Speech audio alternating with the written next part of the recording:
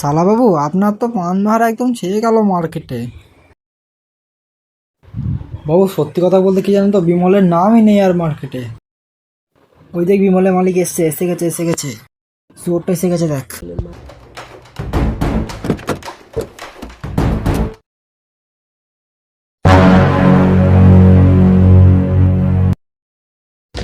কি হলো?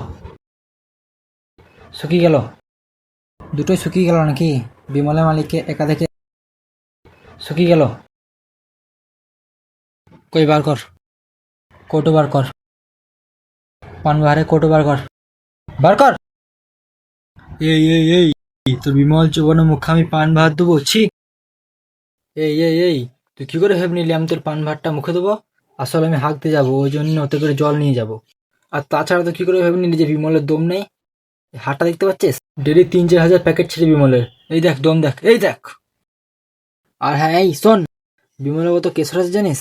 কেশর খেলে কালো মানুষ ফর্সা হয়ে যায়। আমার কালো বউ অন্ধকারে তাকে খুঁজে পাওয়া যেত না, তাকে আমি ফর্সা করেছি। এই বিমল যারা খায় তারা একটা ছক্কা, ছক্কা ছক্কা ছক্কা। তুইও একটা ছক্কা। কি? আমি ছক্কা?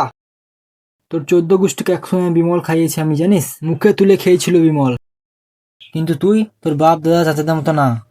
এই যদি আমি ছক্কা হয়ে থাকি তাহলে তুইও ছক্কা, তোর 14 গোষ্ঠী ছক্কা। আয় দুই ছক্কা মিলে একসঙ্গে বিমল খাই।